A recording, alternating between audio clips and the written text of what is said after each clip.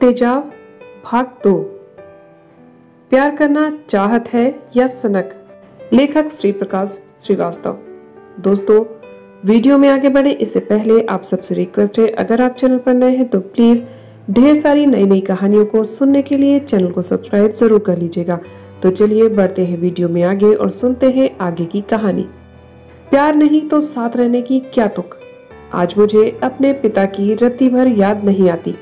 उम्र के इस पड़ाव पर मैं सोचती हूँ, मेरी जिंदगी है चाहे जैसे जीऊं।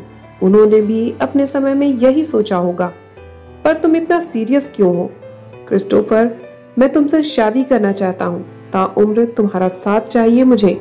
मैं भावुक हो गया। क्रिस्टोफर हंसने लगी। मैं भाग कहाँ रही हूँ, इंडिया आती जाती रहूंगी।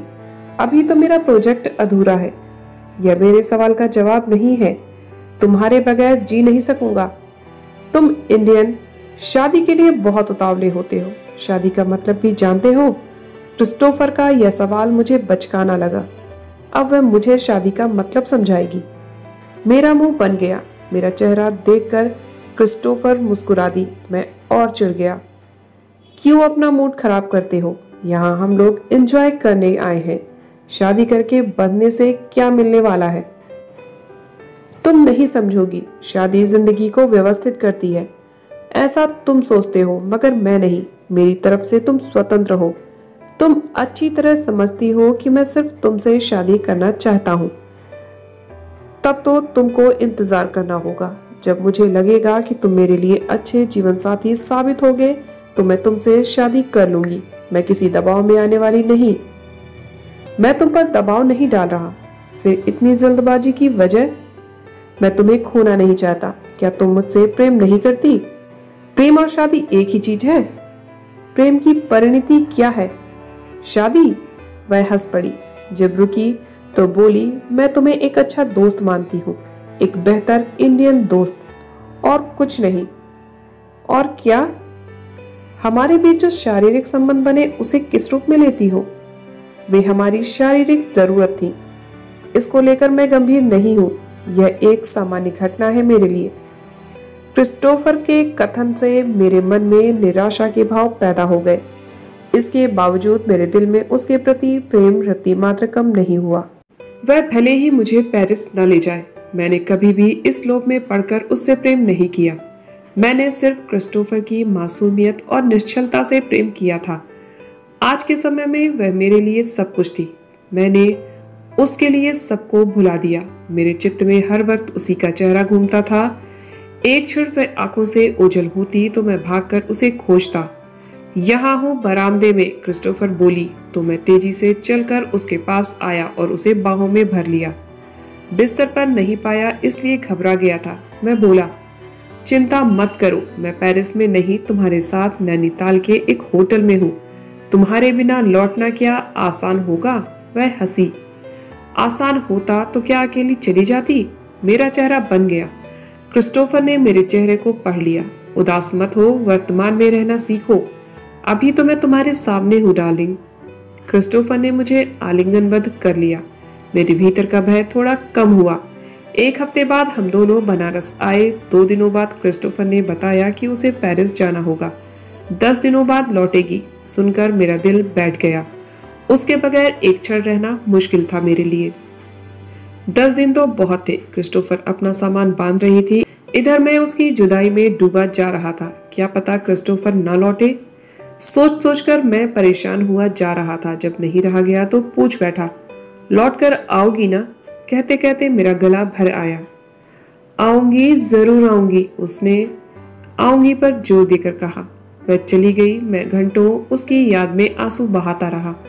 10 दिन 10 साल की तरह लगे। न खाने का जी करता, न ही सोने का। नींद तो जैसे मुझसे रूठ ही गई थी। ऐसे में स्केचिंग का प्रश्न ही नहीं उठता। मेरी दुर्दशा मेरे मम्मी पापा से देखी नहीं गई। उन्होंने मुझे समझाने का प्रयास किया, उसे भूलने को कहा। क्या यह संभव था? मैंने अपने आप को एक कमरे में बंद कर लिया था। क्रिस्टोफर की फोटो अपने सीने से लगाए उसके साथ बिताए पलों को याद अपना जी हल्का करने की कोशिश करने लगा। पूरे 1 महीने बाद एक सुबह अचानक क्रिस्टोफर ने मेरे घर पर दस्तक दी। उसे सामने पाकर मैं बेकाबू हो गया, उसे बाहों में भरकर चूमने लगा। क्रिस्टोफर को मेरा यह व्यवहार अमर्यादित लगा। यह क्या बदतमीजी है।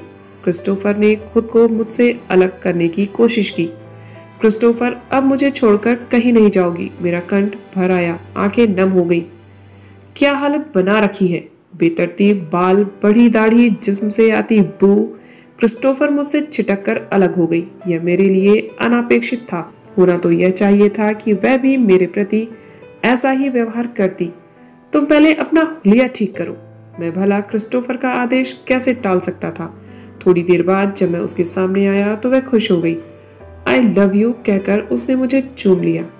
उस शाम हम दोनों खूब घूमे। घूमते घूमते हम दोनों 80 घाट पर आए। वहां बैठे शाम का नजारा ले रहे थे कि उसका फोन बजा। क्रिस्टोफर उठकर एकांत में चली गई। थोड़ी देर बाद आई।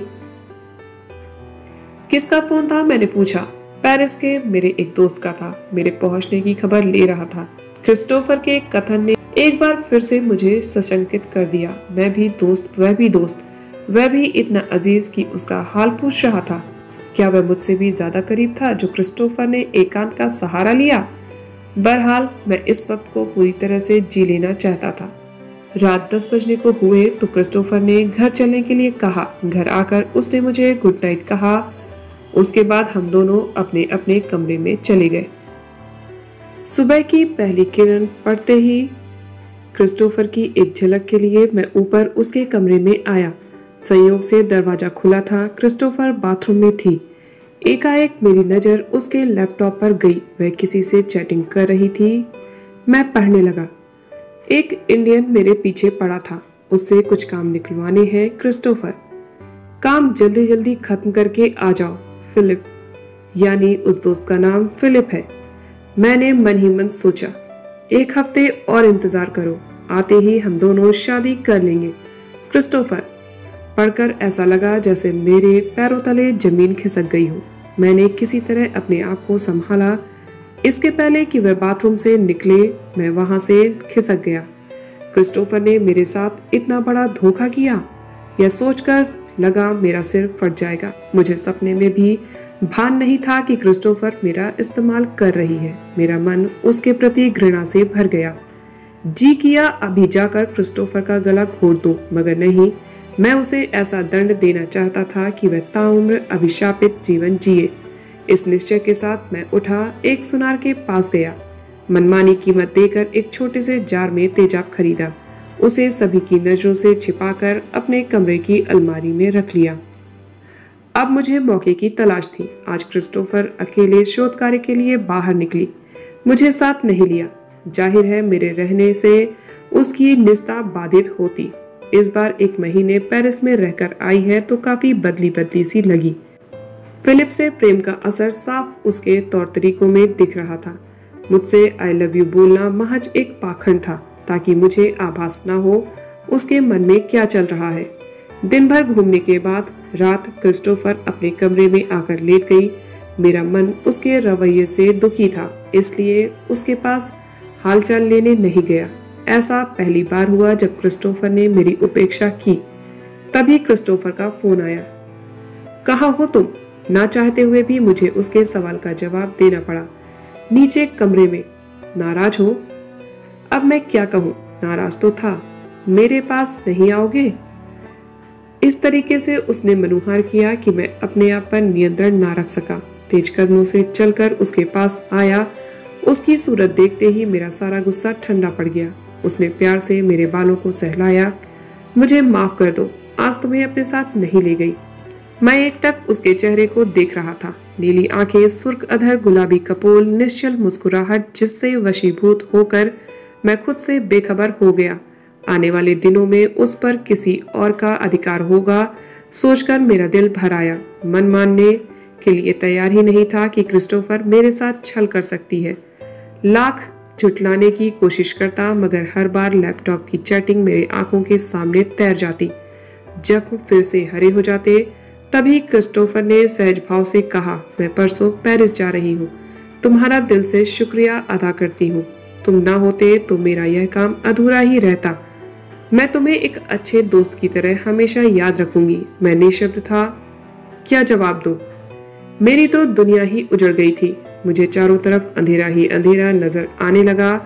क्रिस्टोफर के बगैर जिंदगी का क्या अर्थ रह जाएगा मेरे लिए। वह मेरी जिंदगी का हिस्सा बन चुकी थी। सोचने लगा, वह ना आती तो अच्छा था। आई तो यूं जा रही है मानो जिस्म से कोई दिल निकाल कर ले जा रहा हो। असहनीय पीड़ा महसूस हो रही थी मुझे। मैं घोर निराशा में डूब गया। जब कुछ नहीं सूझा तो क्रिस्टोफर के गले लगकर फफक फफक कर रो पड़ा। मुझे छोड़कर बच जाओ क्रिस्टोफर, मैं मजबूर हूं। तुम्हारे बगैर मैं जी नहीं पाऊंगा। मुझ पर रहम करो। एकाएक क्रिस्टोफर मुझे अपने से अलग करते हुए किंचित नाराज स्वर में बोली, क्या पागलपन है। उसकी बेरुखी मेरे सीने में नश्तर की तरह चुभी। मुझ में प्रतिशोध की भावना दोगुनी हो गई। रात में ट्रांसफार्मर जल गया। गर्मी के चलते क्रिस्टोफर छत पर सो रही थी। सुबह के 4 बज रहे थे। वह गहरी नींद में थी। मौका अच्छा था। मैंने कमरे से तेजाब का जार उठाया, उड़ेल दिया क्रिस्टोफर के चेहरे पर। उस वक्त मेरे दिमाग में सिवा उसका चेहरा बदरंग करने के कुछ नहीं सूझ रहा था। वह चेहरा जिससे वशीभूत होकर मैंने क्रिस्टोफर को दिल दिया, हमेशा के लिए विकृत हो जाएगा। यही उचित दंड था उसे देने के लिए। एकाएक नींद से उठकर वह जोर जोर से चिल्लाने लगी। वह दर्द से छटपटा रही थी। मेरी कुछ समझ में नहीं आया कि ऐसी स्थिति में क्या करूं। घबराकर अपने कमरे के एक कोने में छिप गया। भोर होते होते सारा नजारा बदल चुका था। वह अस्पताल में थी और मैं जेल में। एक क्षण में सब कुछ खत्म हो गया। जब मेरा क्रोध शांत हुआ तो मैं गहरे संताप में डूब गया। उस समय तो और ज्यादा जब मेरी माँ ने बताया कि क्रिस्टोफर की एकाकी रोशनी चली गई। उफ, यह मैंने क्या कर दिया। माँ बाप, पास पड़ोस, रिश्तेदार, सभी के लिए मैं घृणा का पात्र बन गया। पापा तो मेरी सूरत तक नहीं देखना चाहते थे। मैं बिल्कुल अकेला पड़ गया। जेल की कोठरी में सिवा पश्चाताप के मेरे लिए कुछ नहीं था। माँ से रुधे कंठ से बोला, क्रिस्टोफर को मेरी आंख दे दो। माँ तो माँ, उन्हें मुझसे हमदर्दी थी, मगर वे भी मेरे कुकृत्य से आहत थी। कहने लगी, उसने जो किया वह उसके संस्कार थे, मगर मेरे संस्कारों ने तुझे क्या सिखाया। तुमने अपनी माँ की कोख को कलंकित किया है। उनकी आंखें भर आईं। इससे पहले क्रिस्टोफर तक मेरी इच्छा पहुंचती, वह अपने माँ बाप के साथ 7 समंदर पार हमेशा के लिए अपने देश चली गई, एक दुखद एहसास के साथ। तो दोस्तों, आपका इस कहानी के बारे में क्या कहना है? आपको ये कहानी कैसी लगी कमेंट करके जरूर बताइएगा। इसी तरह की ढेर सारी नई नई कहानियों को सुनने के लिए चैनल को सब्सक्राइब जरूर कर लीजिएगा। मिलते हैं नेक्स्ट वीडियो में एक और नई कहानी के साथ। तब तक आप सब हंसते रहिए, मुस्कुराते रहिए, खुश रहिए। Bye bye, take care.